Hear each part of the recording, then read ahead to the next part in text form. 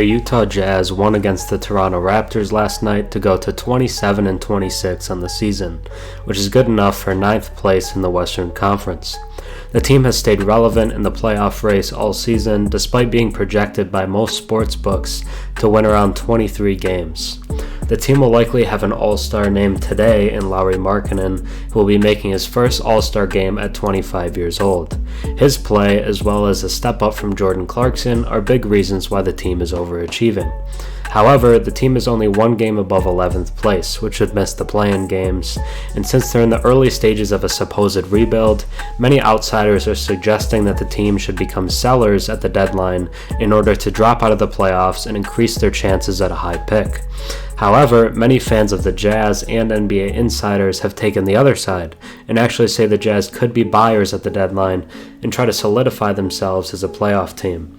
Currently, they're only 1.5 games back of the 4th seed Clippers. Today, I'm going to try and answer that question. Should the Utah Jazz be buyers or sellers at the 2023 trade deadline? To answer that question, let's look at the upside to both options and what they could potentially look like. Before we get into whether the Jazz should go full rebuild or make a strong playoff push, if you enjoy my content and have watched a few videos of mine, think about subscribing. 96% of my viewers are actually not subscribed, so if you've watched me before and enjoy the content, drop a sub and comment down below. It really helps the channel. Let's start with the side of selling, because I think that's more of a bummer.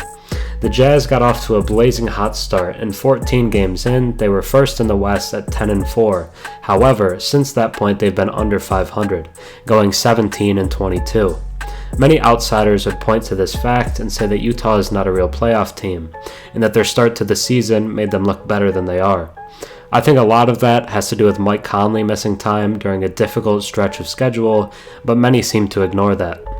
Another reason for tanking could be that the team is in year one post-Mitchell and Gobert, and with young talent like Markkanen and Walker Kessler, it wouldn't hurt to add more young talent and delay a playoff push.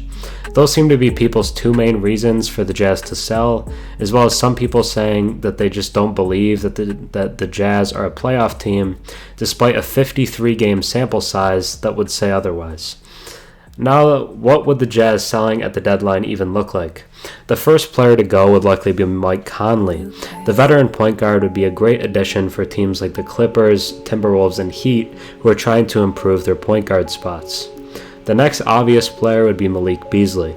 He's been a bench scorer and shooter for the Jazz, shooting 36 from 3 on almost 9 attempts per game. His quick scoring and shooting spurts would be a solid add for many playoff teams, and they could likely get a first-round pick for him.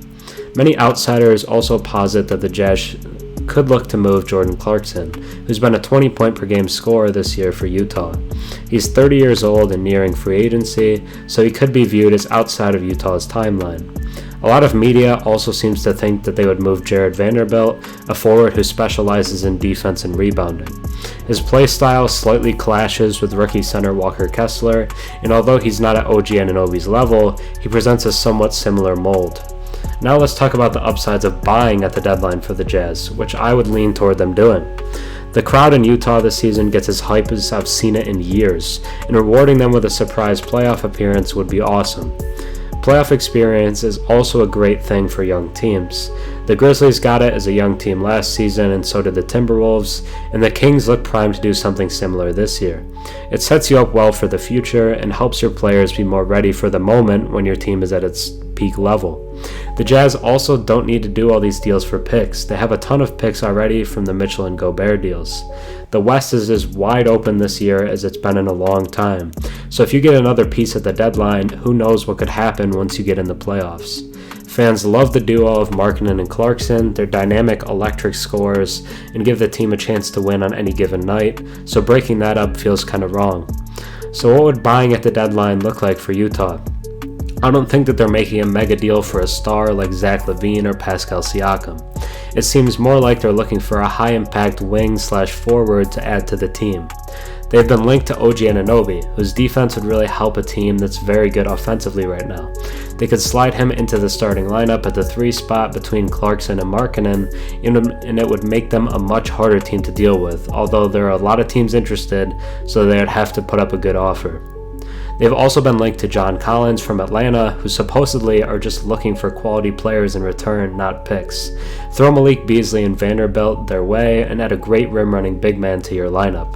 The duo of Markkanen and Collins would be great in the front court as players who aren't afraid to attack the rim and attempt poster dunks. Conley could also be great at getting the ball to him via lobs. The last player I've seen the Jazz linked to is Dorian Finney-Smith from the Mavs. He provides a strong defensive impact like Anunoby, but with a much lower offensive output. He's likely a smoother fit than Vanderbilt is because he can provide some shooting at 39% each of the 2 seasons before this one. So the Jazz buying at the deadline would likely be adding another good young forward that they can build with for the future.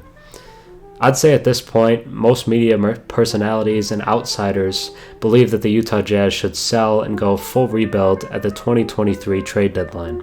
However, I don't think that's truly the best option. They're a team led by a 25-year-old all-star in Lauri Markkanen who competes every night and already looks like a playoff team. Their fans are super passionate and love watching the team play at a surprisingly high level.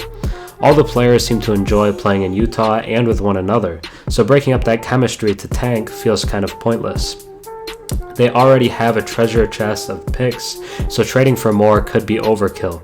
Playoff experience is never a bad thing, and adding another young wing/big at the deadline could be more helpful than getting a high draft pick anyway.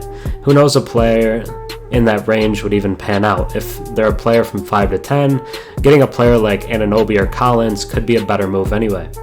I wouldn't say it's an easy decision. There are legitimate reasons for buying or selling. But if I'm Danny Ainge, I'm not breaking down a playoff caliber team for no reason. Why not just make them better? Thanks for watching. I'm Herm. Have a good one.